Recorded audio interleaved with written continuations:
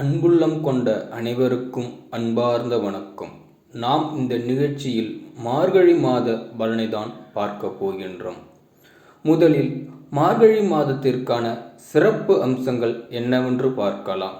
மார்கழி மாதம் புனிதமான தமிழ் மாதங்களில் ஒன்றாகும். இந்த மாதத்தில் அதிகாலையில் கோவில்கள் திறக்கப்பட்டு சிறப்பு பூஜைகளும் நடைபெறும். இந்த மாதத்தில் திருவெண்பா விரதம் இருப்பது ஒரு சிறப்பான விரதமாக இருக்கும். பாவை நோன்புகள் இந்த மாதத்தில் அனுசரிக்கப்படுகின்றது. தமிழில் திருவாதிரை நட்சத்திரம் வரும் ஆருத்ரா தரிசனமும் மார்கழி மாதத்தில் மிகவும் மங்களகரமான நாளாக இருக்கும். கேரளாவில் இந்த விழா திருவாதிரை என்று கொண்டாடப்படுகின்றது. திருவாதிரை திருவிழாவின் போது சிவபெருமானுக்கும் திருவாதிரை காளி என்ற சிறப்பு செய்முறையும் வழங்கப்படுகின்றது. முக்குடி ஏகாதசி நாளில் மகாவிஷ்ணுவுக்கு சொக்கவாசல் திறப்பு விழா வழங்கப்படுகின்றது. மார்கழி அல்லது மார்கழி மாதம் என்பது மார்கழி மாதத்திற்கு தொடர்புடைய மாதமாக இருக்கும். மார்கழி மாதம் தனூர் மாதம் என்றும் ஒத்துப்போகின்றது. இந்த மாதத்தில் முக்கியமான திருவிழாக்கள் 2023, 2024 மார்கழி மாதத்தில் மங்களகரமான நாட்கள் என்னவென்று பார்த்தால், ஞாயிறு 17 டிசம்பர் 2023 விவாக பஞ்சாமி தினமாக இருக்கும். வெள்ளிக்கிழமை டிசம்பர் 22 ஏகாதசி நாளாக இருக்கும். டிசம்பர் 22 வெள்ளிக்கிழமை கீத ஜெயந்தியாக இருக்கும். சனிக்கிழமை 23 டிசம்பர் மாதம் ஏகாதசி நாளாக இருக்கின்றது. ஞாயிற்றுக்கிழமை 7 ஜனவரி 2024 சபல ஏகாதசி நாளாக இருக்கும்.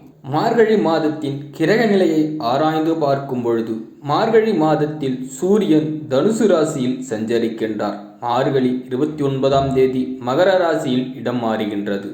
செவ்வாய் விருச்சிக ராசியில் சஞ்சாரம் செய்கின்றார். செவ்வாய் 12ஆம் தேதி தனுசு ராசிக்கு செல்கின்றார். புதன் விருச்சிக ராசியில் அமர்கின்றார். 23ஆம் தேதி தனுசு ராசிக்கு செல்கின்றார். குரு மேஷராசியில் இருக்கின்றார்.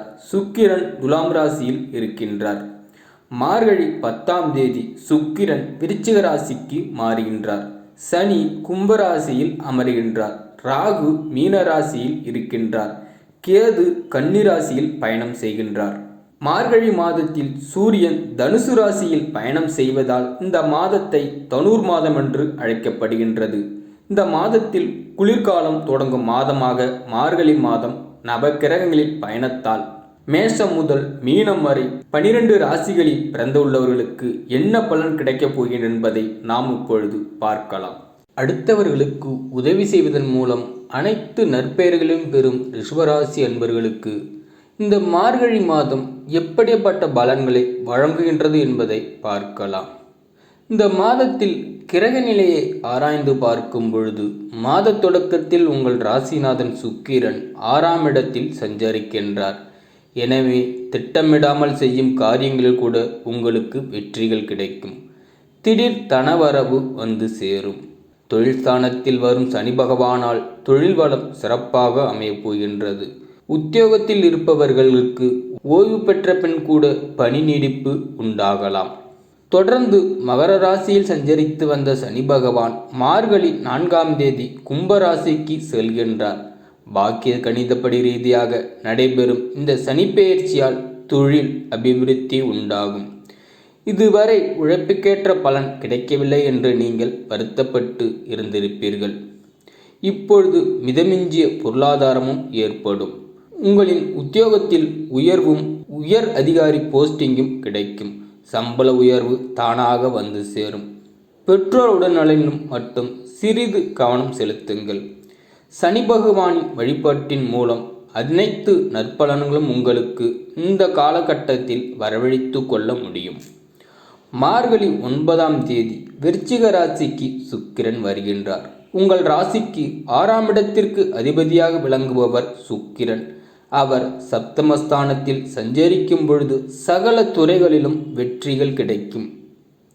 சங்கிலி தொடர்போல் வந்த கடன் சுமையும் குறைந்துவிடும். உத்தியோக மாற்றமும் உருவாகலாம். பங்கு சந்தையில் ஈடுபட்டு உள்ளவர்களுக்கு எதிர்பார்த்த இலக்கையும் அடைய முடியும். ஊர் மாற்றம் இடமாற்றம் பற்றியும் நீங்கள் எடுத்த முடிவுகள் அனைத்தும் நல்ல விதமாக நடக்கும். மார்கழி 11ஆம் தேதி தனுசு ராசிக்கு செவ்வாய் பெயர்ச்சியாக உள்ளார். உங்கள் ராசிக்கு 7, 12 ஆகிய இடங்களுக்கு அதிபதியானவர் செவ்வாய். 12க்கு அதிபதியாக அஷ்டமத்தில் வரும் இந்த நேரத்தில் திடீர் திருப்பங்கள் பலவும் நடைபெறும். விபரீத ராஜயோக அடிப்படையில் இடம், பூமி வாங்கும் முயற்சிகள் கைகூடும். என்றைக்கோ நீங்கள் குறைந்த விலைக்கு வாங்கி போட்ட இடம் இப்பொழுது அதிக விலைக்கு விற்று பல மடங்கு லாபத்தை உங்களுக்கு கொடுக்கும். பிள்ளைகளின் கல்யாண வயது உள்ளவர்களுக்கு நீங்கள் முன்னின்று சீர்வரிசை செய்து அதில் கல்யாணத்தையும் நடத்தி வைப்பீர்கள். மார்கழி 23ஆம் தேதி தனுசு ராசிக்கு புதன் செல்கின்றார். உங்கள் ராசிக்கு 2, 5 ஆகிய இடங்களுக்கு அதிபதியானவர் புதன். அவர் அஷ்டமத்தில் சஞ்சரிக்கும் பொழுது தனவரவும் லாபமும் பல மடங்கு கிடைக்கும். அலைக்கடலுக்கு அப்பால் உள்ள அல்லது வெளிநாடுகளில் பணிபுரியும் நண்பர்கள் உங்களுக்கு ஆதரவாக இருப்பார்கள். உங்களின் முன்னேற்றத்தை பற்றி மற்றவருடன் நீங்கள் விமர்சிக்க வேண்டாம். பொது வாழ்வில் உள்ளவர்களுக்கு வெற்றி வாய்ப்புகள் வீடு தேடி வரும். வியாபாரம், தொழில் செய்பவர்களுக்கு வெகு விரைவில் முன்னேற்றமும் காண்பீர்கள். உத்தியோகத்தில் உள்ளவர்கள் எதிர்பார்த்த ஊதிய உயர்வும் பதவி உயர்வும் பெற்று மகிழ்வீர்கள். கலைஞர்களுக்கு நண்பர்கள் மூலம் நல்ல தகவல்கள் வந்து சேரும். மாணவ மாணவிகளுக்கு எதிர்காலத்தில் அமையும் கல்வியை பற்றி எண்ணங்கள் மேலோங்கும். பெண்களுக்கு சுப செலவுகள் அதிகரிக்கும். தம்பதிகளுக்குள்ள இருந்த கருத்து வேறுபாடுகள் அகன்றுவிடும். பிள்ளைகளின் முன்னேற்றம் கருதி எடுத்த முயற்சிகளில் வெற்றிகள் கிடைக்கும். குருவின் வக்கர நிவர்த்தி காலம் என்று பார்த்தால் மார்கழி 4ஆம் தேதி குரு வக்கர நிவர்த்தி ஆகின்றார். உங்கள் ராசிக்கு அஷ்டமபதியாக விளங்கும் குரு வக்கர நிவர்த்தி ஆனாலும் 12ஆம் இடம் எனப்படும் மறைவிடத்தில் சஞ்சரிப்பது அனைத்து யோகங்களையும் உங்களுக்கு கொடுப்பார்.